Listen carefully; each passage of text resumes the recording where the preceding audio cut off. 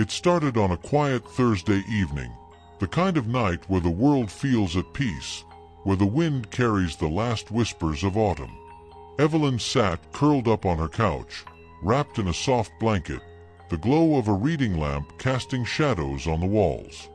She had just finished the final page of her book, exhaling in satisfaction, when the shrill ring of her phone shattered the stillness. She glanced at the screen. 0000000000. Her brows knit together. That wasn't a real number.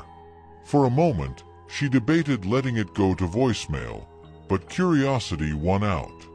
Slowly, she swiped to answer. Hello. Silence.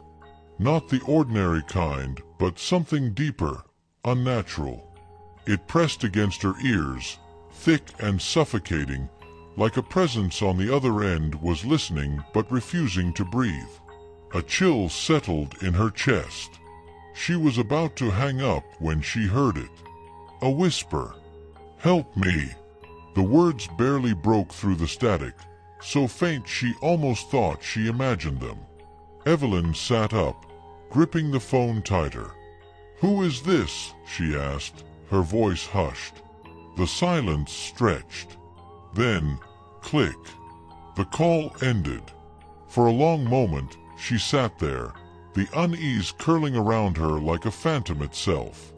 A prank, maybe. A wrong number. But something about the way that whisper clung to her mind told her otherwise. The next night, the call came again. This time, the number was different. 12345678890. A more familiar format, but still strange. Her thumb hovered over the answer button.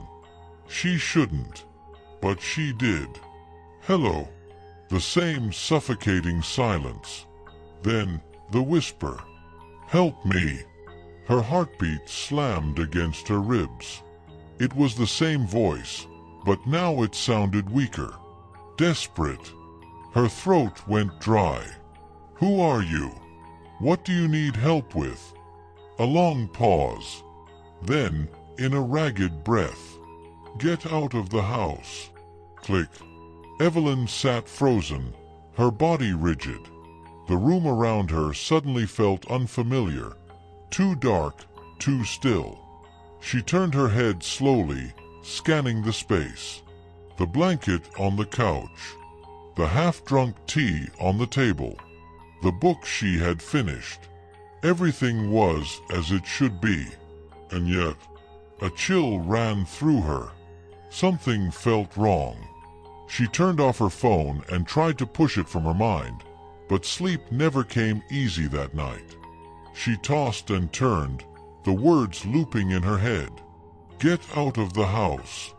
The calls continue. By the third day, the calls didn't stop. Each time, the number changed. Scrambled digits, impossible sequences, yet always bringing the same desperate plea. Help me. Get out of the house. The voice, once barely audible, grew clearer, more urgent. She started checking online, searching for answers. To her horror, she found them. On obscure forums, buried deep in forgotten threads, people spoke of the phantom phone calls. Stories from different places, different lives, all the same experience. A strange call. A whisper, a warning, and then disappearance. One post in particular made her stomach drop. A user named Shadow Watcher had written, "The calls come from beyond. They're trying to reach you. You must leave. They're always closer than you think." The last comment sent a shiver down her spine. I ignored the warning. They found me. Evelyn's pulse pounded in her ears. She clicked on the user's profile. Nothing. No posts. No account history. Just gone. The final call. That night, the phone rang again. Evelyn's breath hitched when she saw the screen. 0000000000. The same number from the first night. Her hands trembled as she answered. Hello. The silence was heavier this time, as though something was waiting. Then the whisper came. Leave now. The voice was clearer than ever. A man's voice, low, strained, like it was traveling through layers of static, as if coming from the depths of something not meant to be heard. You're not safe. Her heart pounded against her ribs. The line went dead. She jumped up, grabbing her coat, her keys. She had to leave. Whatever this was, she wasn't waiting to find out.